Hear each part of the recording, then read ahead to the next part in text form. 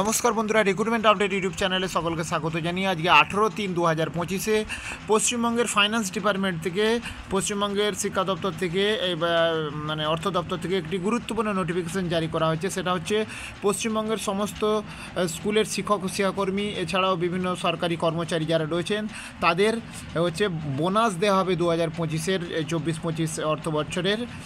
তো এই 2025 সালে বোনাস ঘোষণা হয়েছে। বোনাস কত টাকা হয়েছে এবং কারা বোনাস এগুলো পাবে আমরা জানি। প্রতি বছর হচ্ছে পশ্চিমবঙ্গ সরকার থেকে হচ্ছে ঈদের জন্য এবং দুর্গা পুজোর জন্য বোনাস ঘোষণা করে।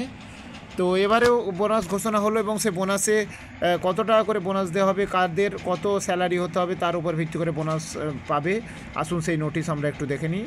প্রথমে দেখুন এবারের 2025-এর যে 24-25-এর অর্থ বছরের দেখতে পাচ্ছেন, The undersigned is directed by order the governor to say that government is pleased to decide that the state government employees who are not covered by any productivity linked bonus scheme and who revised emolument did not exceed 44,000 টাকা per month as on 31 March 2024।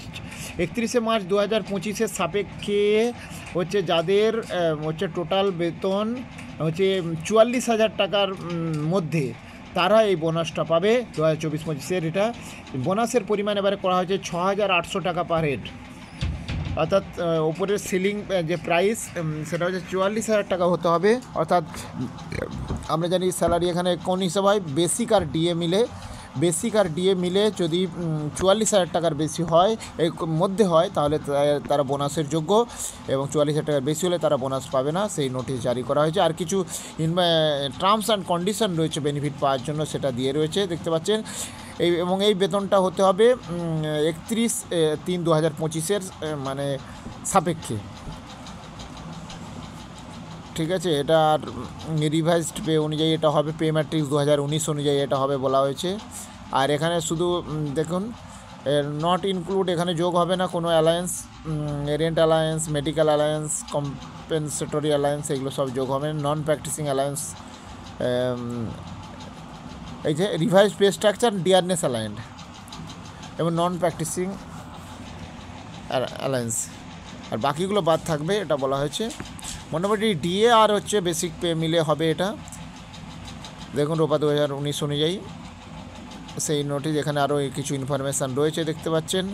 Minimum 6 মাস হতেই হবে সার্ভিসটা, তবেই বোনাসের যোগ্য হবে। আর বোনাসের হিসাবটা যেভাবে করা হয়েছে দেখতে পাচ্ছেন, 6,800 ম্যাক্সিমাম পাবে, হিসাবটা এখানে দেওয়া রয়েছে। আরও কিছু ইনফরমেশান রয়েছে, আপনারা একটু দেখে নেবেন। তো এই গুরুত্বপূর্ণ নোটিফিকেশন আমি শেয়ার করলাম। আরও গুরুত্বপূর্ণ আপডেট পেলে অবশ্যই শেয়ার করব, সঙ্গে থাকবেন এবং চ্যানেলটা সাবস্ক্রাইব করে নেবেন। ধন্যবাদ।